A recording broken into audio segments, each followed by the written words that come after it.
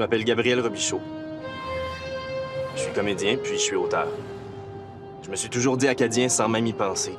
Mais plus on pose les questions, c'est quoi être acadien ou c'est quoi l'Acadie, moins j'ai l'impression de connaître la réponse avec certitude.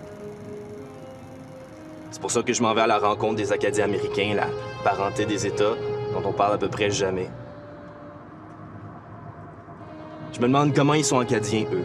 Acadiens sous la bannière américaine, acadiens à New York, en Louisiane, à Los Angeles. Peu importe la langue qu'ils parlent.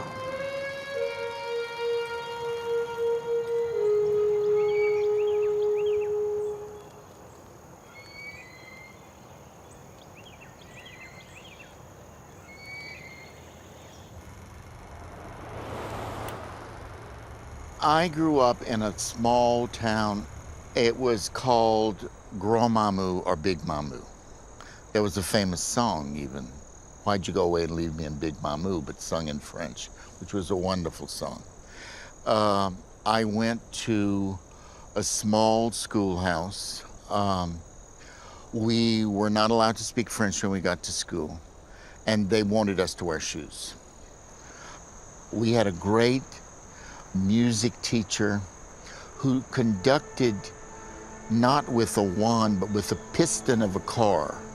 Everybody was off key and everything, and I couldn't, to me, we seemed normal. And then I remember years later meeting Dickie Landry, and he says, "Keith, you don't realize the Mamou Band, we'd run to the end of the parade just to hear the Mamou Band." He said it sounded like a flock of mosquitoes.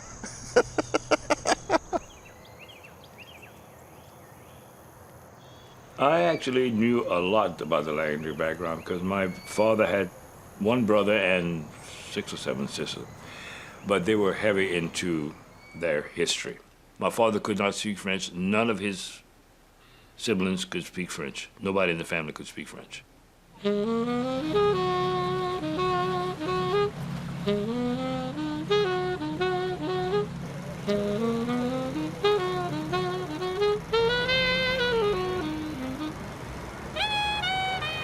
Dickie came to New York, he and Tina, and the first day they arrived, they parked in front of my loft with their Volkswagen with their instruments and all their clothes, and within 5 hours, everything was stolen. So they had to start over, in a way. It was hilarious. And Dickie's first job, one of his first jobs, was that I knew Phil Glass, who rehearsed in my building.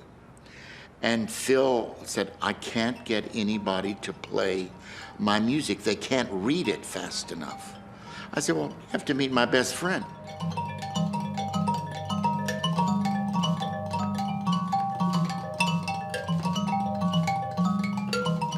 Philip Glass says, "I'm having dinner with Steve Reich," the other composer. And there were other composers there. Bring your horn and show us what you do and listen to our music. So I went. I played, everybody did their stuff. Steve Reich did something. Philip says, "I'm going to play a short piece." Well, he played for 45 minutes.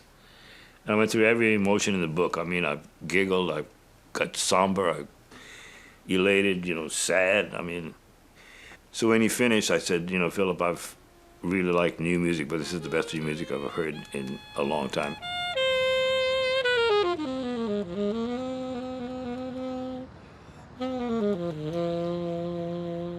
I joined the Philip Glass Ensemble, and then the European art world found Philip, and we started going 3 and 4 or 5 times to Europe every year.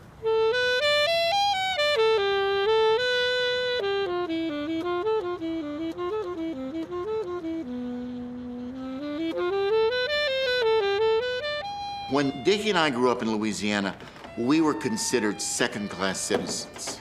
It's something that now you think, oh, well, how could you be? It's so hip, Cajun fried steak and all this bullshit. Well, in those days, it was really a hindrance to be a Cajun. It was something that was really looked down on. And it wasn't until later that, luckily, we both had a very influential professor who was taught art, but was extremely knowledgeable in music. And he had a contemporary music program.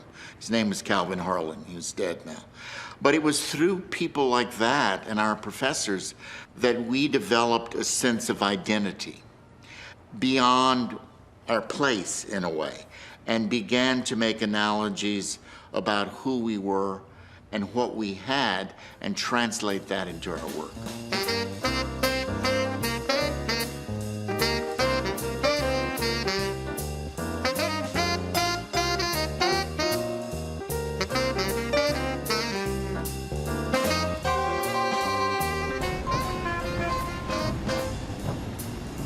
Quand Kitsuni dit que c'est grâce à des professeurs que Dicky et lui ont pu intégrer leur identité acadienne à même leur expression artistique, il me semble tout à coup évident qu'être acadien, c'est tout autant ce qui ne se voit pas que ce qui est apparent. Comme les racines des arbres, comme le fond de la mer.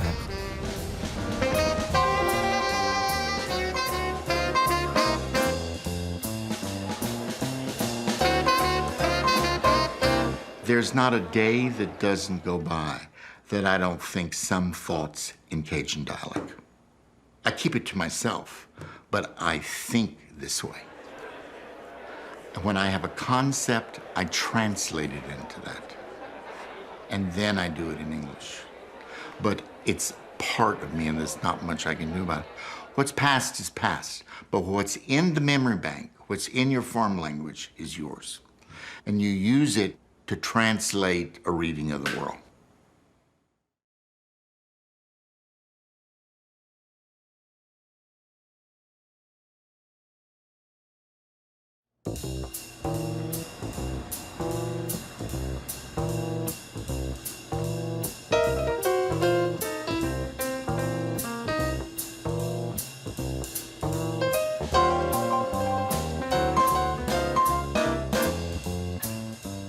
This is my writing space, my office. My books are everywhere, which sort of comfort me.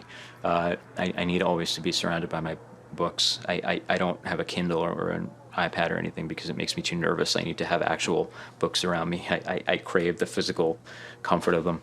But, you know, it's my place in the East Village where I come to work, and it's kind of on a busy street where I can hear street life and hear music, and I look forward to being here. I had a friend who had a cabin in Maine, and so I would make the 10-hour drive from New York to Maine to go try to write. And I would hear a lot of French names up there, of course. You'd hear Leblancs and Thériauts and Thibodeaux and so on. But and so I always half joked that I was so comfortable there because historically, you know, it was French Canadian. That, of course, you know, what constituted Acadia rules and regimes. So I would always say, well, this is my ancestral home, and so it suits me, and I can stay and write here.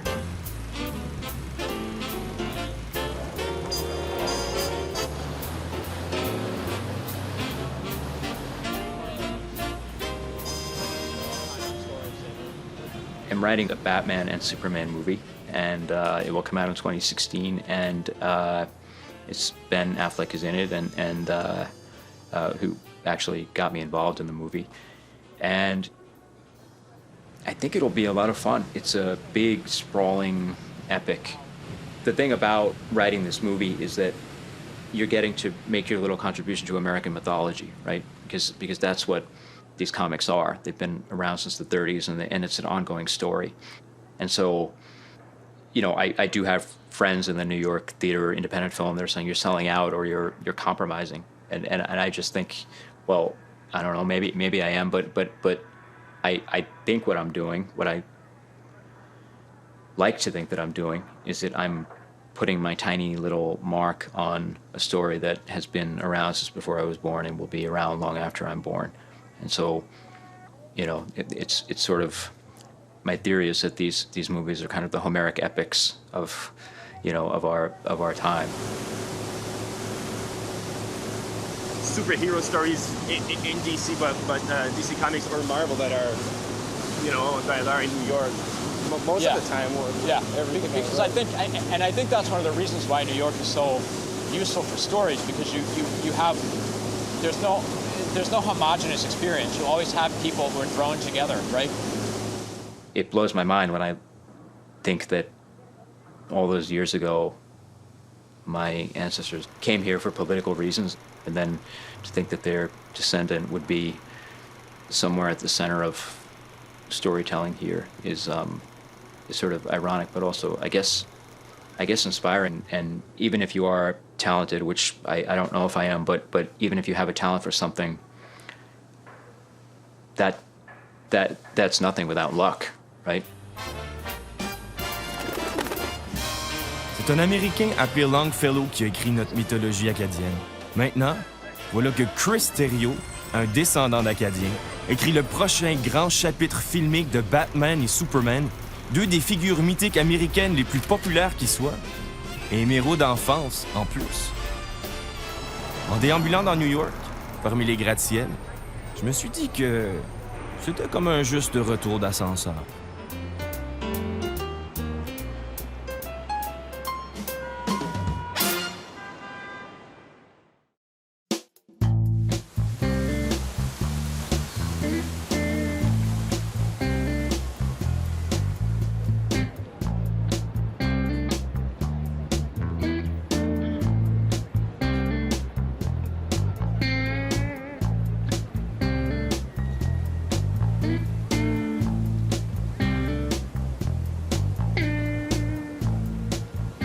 Je suis au mémorial du 11 septembre à New York.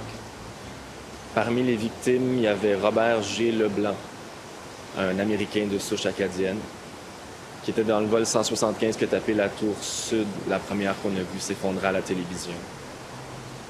Robert G. Leblanc était professeur et géographe du New Hampshire.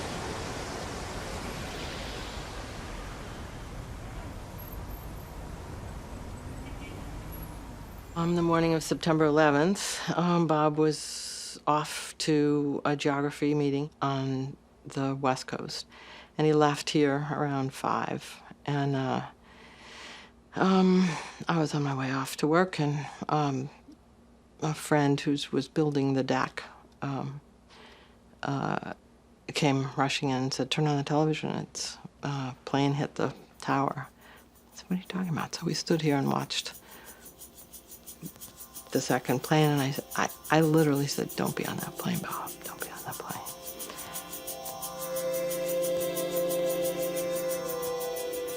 Bob knew he was Acadian.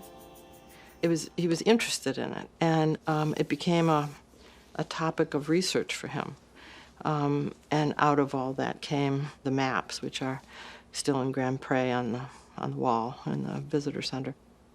But he was interested in the whole bigger picture of human migrations, the origins and diffusions of anything, actually. So he wanted to know why people lived where they lived, why they left where they lived and moved to some other place, how the geography and the history informed the culture.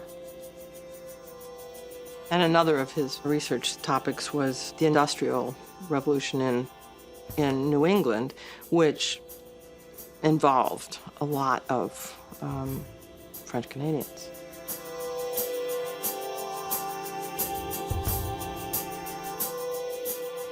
Bob Leblanc avait raison.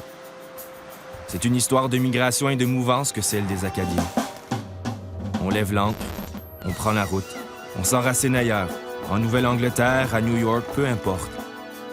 On l'a fait pour trouver du travail dans des moulins, sur des bateaux et dans des manufactures. Avec le temps, la langue est disparue, inévitablement. Mais malgré ça, et c'est ce qui vient me chercher, il y a quelque chose qui reste. Je n'arrive pas à mettre le doigt dessus. C'est immatériel, mais je sais que ça traverse la misère et la pauvreté des recommencements.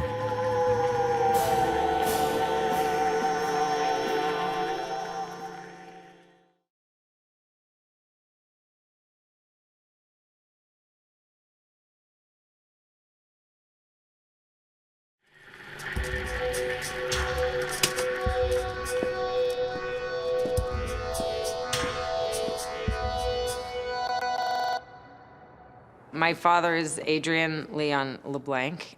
He grew up very poor, and if I were to string the stories that I remember him telling me, one of the ones that just made him so angry was, coming home late at night from whatever he was doing to find his mother, who was a tailor, doing piecework at the kitchen table. And he would be so enraged when working people weren't allowed time off. The need to constantly keep it going just to make the bare minimum just would make him so angry.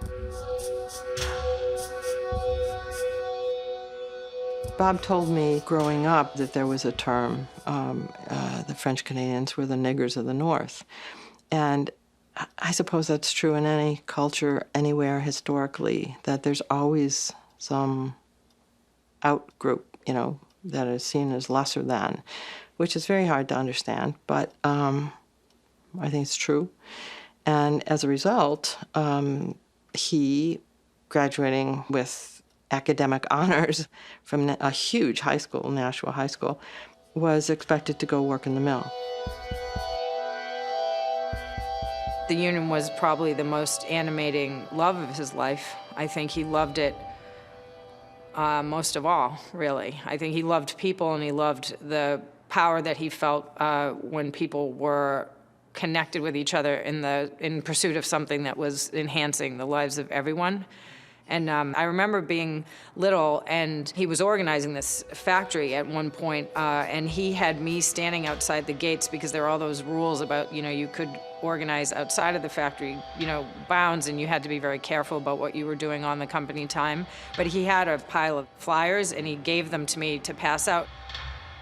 He totally deployed me, but it was a really good strategy because who's going to refuse a little kid doing that?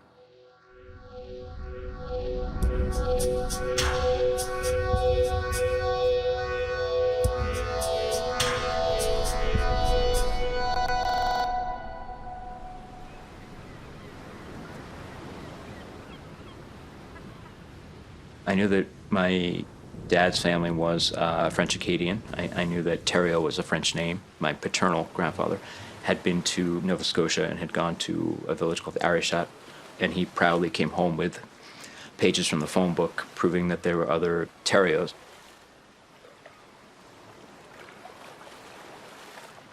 There had been this apocryphal story that we were LeBlancs and not Thériauts that had come from my grandfather, and I many years ago, I had done a film with Glenn Close, who's since become a really good friend, and Glenn had gotten a bunch of National Geographic DNA swab kits, and she gave them to her friends as Christmas presents, and she gave me one.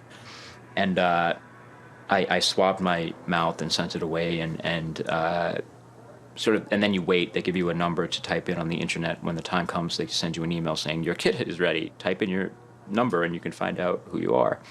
So I thought it was interesting to find out who I was, and and they had a database of people whose Y chromosomes matched yours. And I looked at the database, and the names were largely LeBlancs or whites, and there were no Thériauts. It was right around the same time, literally, that I first read Adrienne's book. And I only half entertained the idea that she was a LeBlanc and that we might sort of be distantly related, but it didn't really sink in. And I joked about it with Adrienne. I sort of said, well, we're long-lost siblings and we're cousins. And it wasn't until you came to us that I think we realized that it was true and that we were related by blood. Oh. Is that the picture? Or Yeah, was yeah, it that's another the one. one? No, Yeah? that's the one, yeah. It's got that. I always think of it as a French nose, but Yeah, that's well, same with me. That's how I would think about my grandfather's sort of profile and his nose. Yeah. If he weren't turned that way, I don't think I would see it in him. Like Right. if we were looking at him straight on, I don't think the resemblance would be as striking.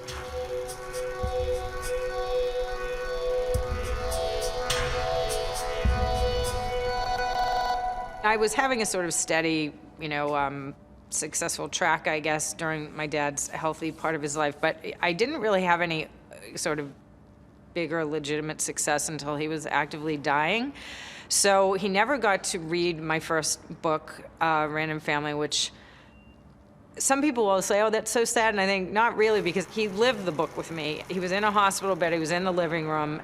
The book was delivered, the first copy that I got. And we opened the envelope, and I just will never forget, he just opened it up and he put his hands in the envelope as if it was like a warm, like mitt or just like something warm, and he just held it as if it was something really cozy and just wonderful, and he just closed his eyes and he didn't say anything. And we tried to start reading it together, but we got distracted, and that was all just sort of secondary to that moment.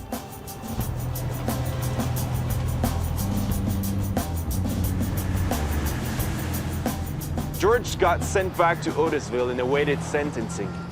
Prisons, like hospitals, reduced relationships to essentials. George had Jessica, his mother, his brother, and Isabel, the mother of his second son. His friends had dropped away. The work that I do as a journalist, there are moments where you really wonder, are you part of the conversation moving, the collective, our common humanity, are you moving that forward to a positive place of joy and health and thriving, or are you actually participating in it? Because I write sometimes about poverty, or I write about people that are in very extreme circumstances. Sometimes you're like, am I just some kind of unwitting dupe for this conversation going the completely wrong direction? Or am I actually contributing to the betterment of the human race in the best sense? And I don't know sometimes, and I think I had the illusion when I was younger that I had more control over that than I do. But I do know when I'm doing the work and I'm able to really hear about the painful reality of people's working lives, that he's very deep within me.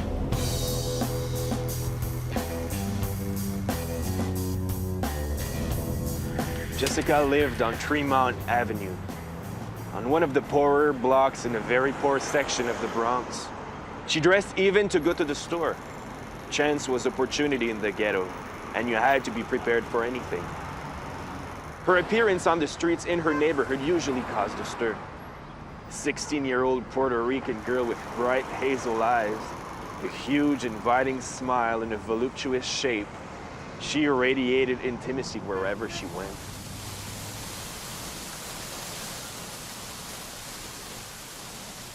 Bob's left a big void for all of us.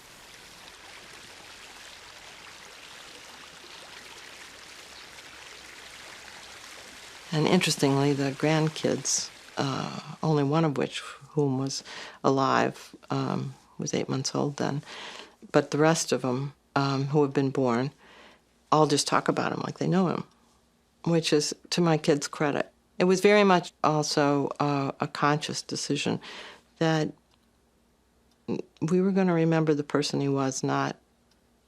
Bob's life wasn't defined by 9/11, and we don't want ours to be either.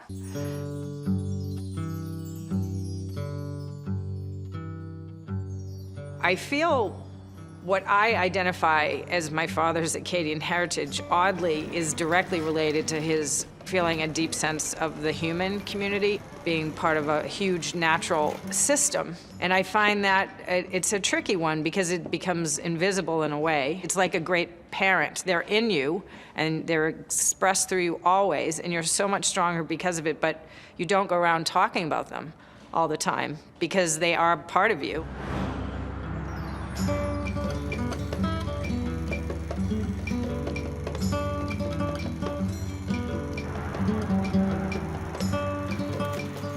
Depuis le début de mon voyage, je me rends compte que quand on appartient à une diaspora, il n'y a pas moyen d'échapper au passé. En fait, c'est même impératif de connaître son passé pour se savoir acadien, voire même se sentir acadien. Chez nous, on se rebelle souvent contre le passé, on revendique notre modernité. Mais en même temps, c'est quoi être moderne si c'est pas ce que vivent Adrian, Chris, Keith? C'est-à-dire qu'ils ont les pieds ancrés fermes dans le présent. Ils contribuent quelque chose d'aujourd'hui et d'unique sans avoir à toujours énoncer qui ils sont.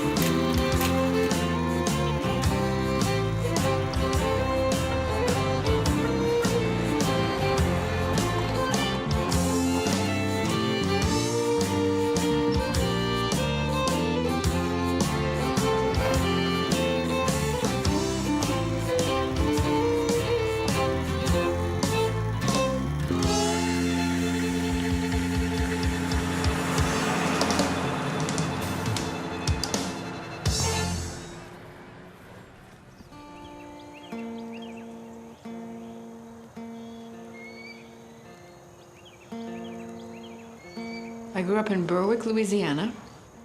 It was an amazing place to grow up. Very, very different than the rest of America. When I was born, my dad was in the Marine Corps in Korea. He was gone, and I lived with my mom next to my grandparents' store. So my grandparents, Anita Aucoin and Oscar A. Bear. Now, I'm already emotional. How is that possible? Hey, la bella navigée au bal, on a passé dans tous les hockey-temps, son année un matin, toujours été à pescater, j'ai passé dans la porte de l'arrière. My grandparents spoke English with heavy French accents. French was their first language. I understood some of what, because the old ladies were always going in French, because that was a way they could speak whatever they wanted without the kids really knowing what they were saying. But we understood enough, and we understood some of it, And the funny thing is, when my daughter was 9 months old, she was climbing out of the high chair.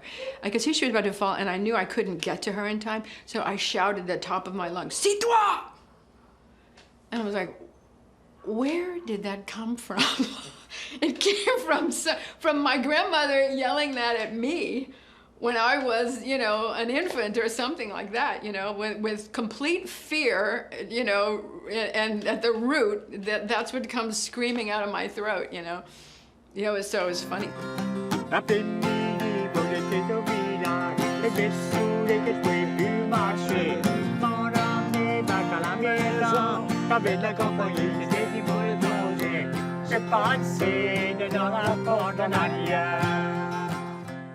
I went back to live in Louisiana in the 90s. I ran a theater company there, and when I just drove from Texas across the border, just the landscape, the flatness of the land, the amazing delta, the huge sky, all of that just fills me with emotion, nostalgia, as you say.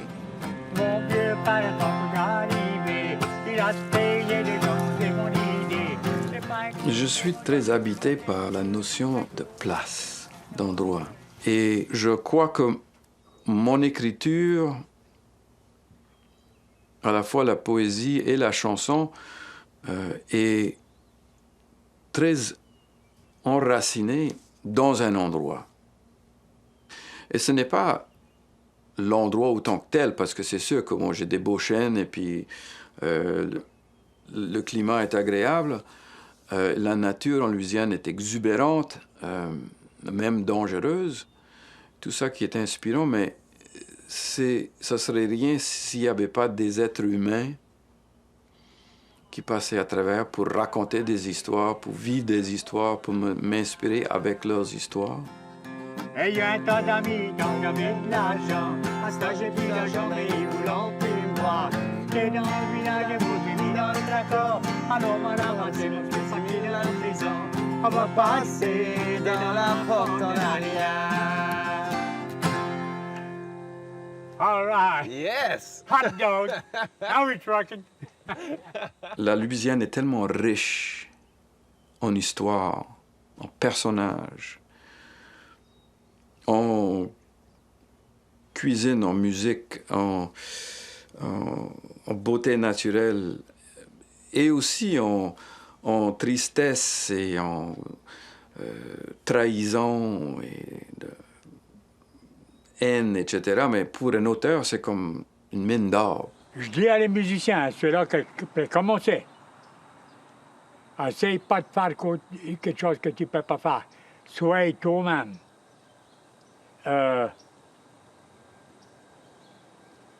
Parce que quand tu essayes de faire quelque chose que tu ne peux pas faire, c'est là, ça travaille. C'est ça que je dis à les jeunes, ceux-là qui commencent à parler, c'est ceux-là qui commencent à jouer de la musique, ça apprend le français. Parce que si ça apprend le français, tu peux chanter la chanson mieux, parce que tu connais quoi c'est ça veut dire. Si juste tu peux chanter des mots que tu ne connais pas quoi c'est ça veut dire, tu ne peux pas mettre ton cœur dans la chanson. Mon vieux père, il a essayé de m'aviser, il essayait de changer mon idée. Je l'ai pas écouté, moi j'avais trop la tête dure. Un jour mon dîner, tu vas avoir du regret. On On a passé par la porte d'en arrière.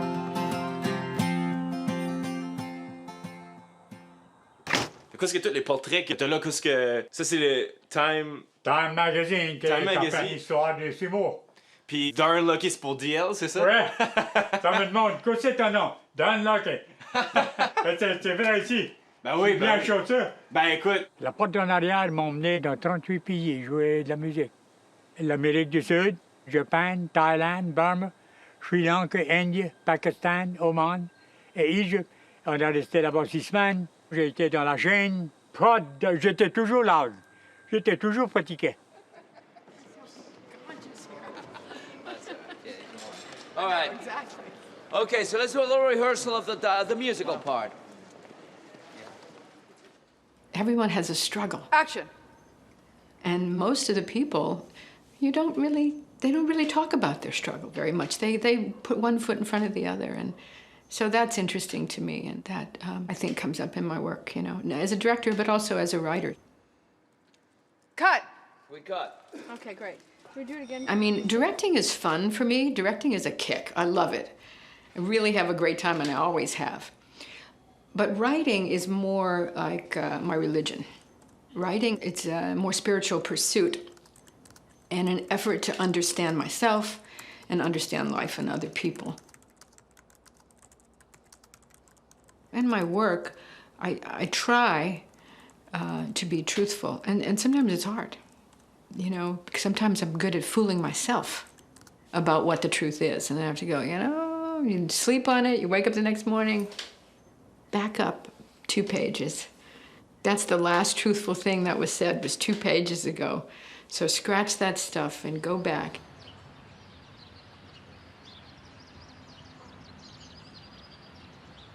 There's a form that comes out. My form, my native form, is some kind of ballad, is some kind of something that I think originates in where I'm from. You know, the way the story wants to come out of me and wants to be told has something to do with where I'm from. And, you know, even at my age now and after having done everything that I've done, there's still something to be discovered about that. You know, there's something deeper to be excavated about my truest voice.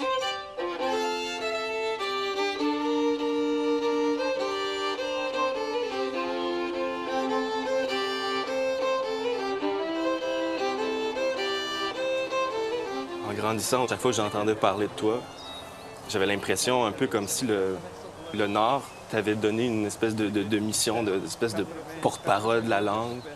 Puis de découvrir ici, de la Louisiane, il y avait quelque chose de ce mystère-là, cette espèce de rapport-là au cousin, ce rapport-là à une espèce de déracinement, mais bien ancré en quelque part que moi qui arrive ici en Louisiane pour la première fois, puis de te rencontrer, ça me ramène un peu à ça. Quand je suis allé en Acadie pour la première fois et je voyais que tout le monde s'appelait Richard et Como et Cormier et Boudreau et qui ressemblaient à nous autres physiquement et qui avaient la même mentalité envers la nature, envers les prêtres catholiques, envers la vie, en quelque sorte. C'est sûr qu'il y a quelque chose là, mais c'est quoi cette chose-là? Est-ce qu'on n'est pas en train de... Tu sais, c'est pas Walt Disney, c'est pas un Disney movie être acadien, c'est comme... C'est très attrayant de tomber pour moi, de tomber dans cette espèce de mysticisme acadien qui fait que, bon, comment ça se fait qu'on a toujours, après 250 ans de séparation, cette notion de faire partie de la même communauté, sinon de la même famille, en quelque sorte.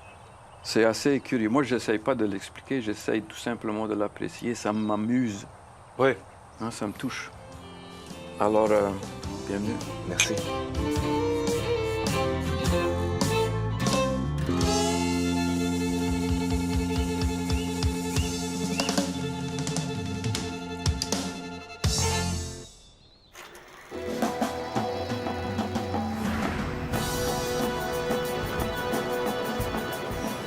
Je voyage avec vous autres au-delà des gratte-ciels. Je nage dans la swamp, je deviens autoroute, puis je m'arrête. À mon tour, dans ma tête, je sculpte vos faces dans les montagnes. Ma guitare tient vos accords.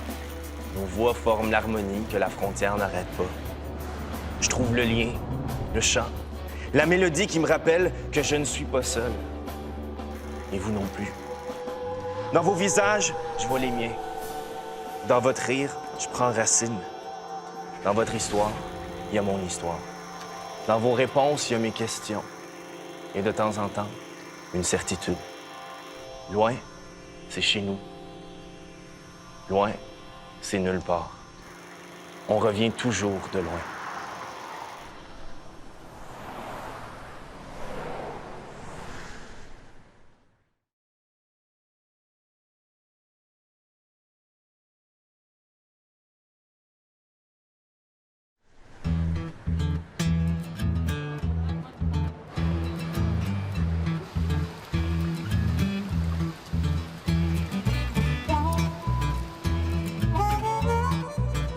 Vers la fin des années 50, le principal conseiller en matière économique du président Eisenhower s'appelait Raymond J. Saunier, même s'il préférait se faire appeler Steve Saunier. Raymond Saunier est originaire de Hamilton, au Massachusetts, mais son père, Joseph Philippe Saunier, était originaire de la Rivière-au-Saumon à la baie Sainte-Marie, en Nouvelle-Écosse.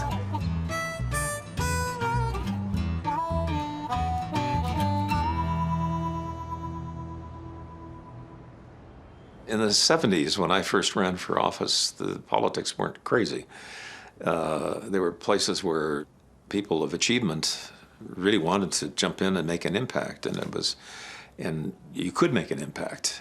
And you didn't have that paralysis that we unfortunately have today, which makes me sick. And I had been awakened to politics by the race riots in the South, and then by JFK and his brother Robert integrating the schools in Alabama and calling out the National Guard to do it while I was in the uniform.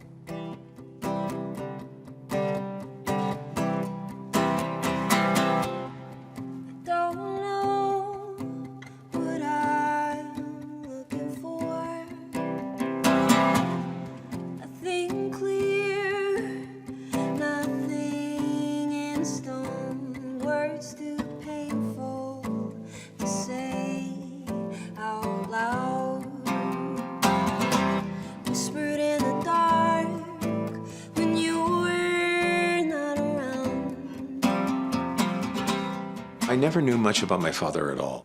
When he abandoned the family, he just left. He had a gambling problem. It was addictive.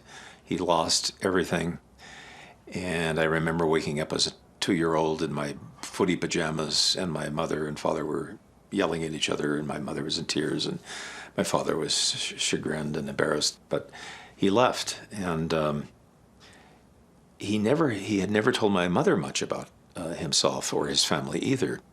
And so I grew up with this strange name that no one could pronounce in Anglo-Saxon Oregon. It was only when I was in the United States Congress and I was about 45 years old that I get this letter from a woman in Alaska who says, after a very well-publicized re-election race, we might be related. And I'm going, I mean, I've been with a hole in my heart since childhood. And I waited for a number of weeks before I dared to respond because I didn't know how I felt about it. And I said, well, you know, we might be. If you'd send some pictures, some photographs. Within days, I got photographs back. My dad playing with her and her sister. He had gone to Alaska where his brother was. And she also sent some photographs of my great-grandfather, O'Coin, who was a ship's cook on a fishing boat on the East Coast. And from then, I started doing my genealogy. I don't want to make the wrong choice, and I don't want to regret the things I do.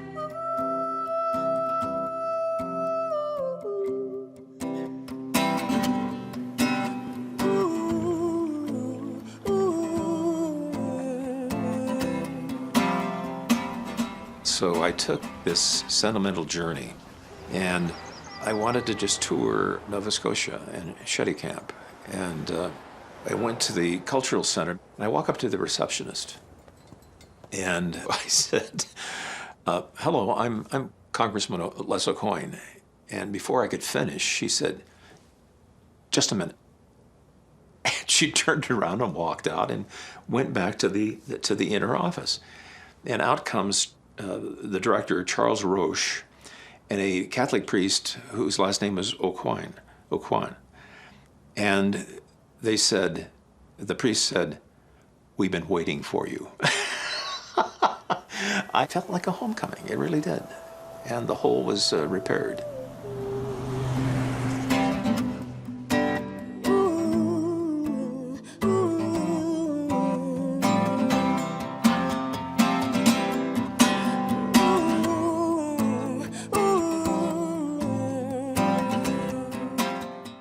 My whole approach to adult life and politics is to act rather than be acted upon.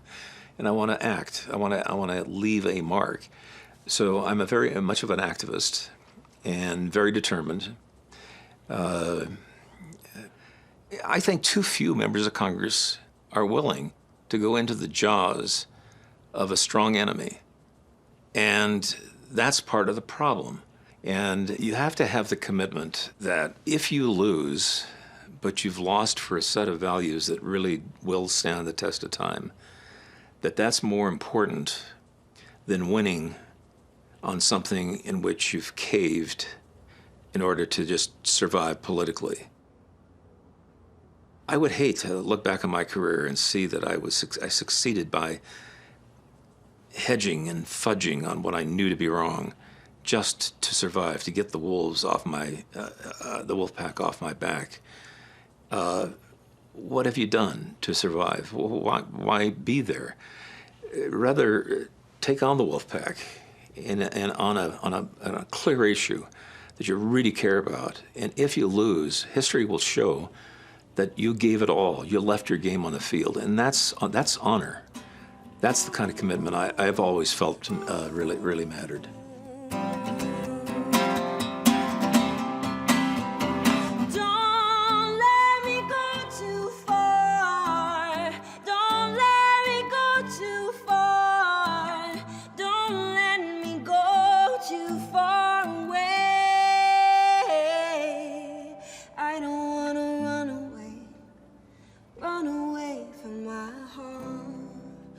Being a father is healing to me, and being a grandfather is a second chance to heal myself. Losing a dad so inexplicably. And I remember when Sue and I got married and we had our first child, Stacy was on her way, and I said to myself, now we're going to show how it's really done, how a family should be together. And I don't know what you're doing here. It looks like you're about ready to make a story, speech. remember? Oh, were you? And then, yeah, no, you were. I was. And yes, and then I was like, because something bad was happening. You didn't like my story? That's not so unusual. In the story. That flag is flying up there for a reason. That reminds me that I'm a son of Acadia. I feel a sense of belonging that is much deeper than feeling that I'm an American. I honor that, being an American, but also being an Acadian. It just gives a depth to my self-identity that makes me feel I'm not alone, and that I've got a rich ethnic history that is a part of me.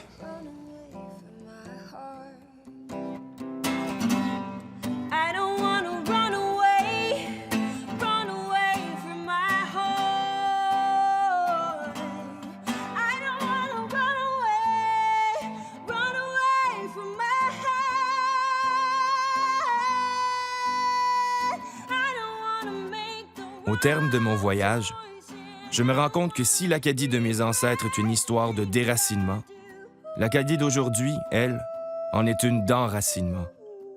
Dans le sang, dans la mémoire, dans la voix. Dans le legs d'un Adrien Leblanc à sa fille, et même dans la musique d'une jeune descendante de Joseph, dit Beau Soleil Broussard.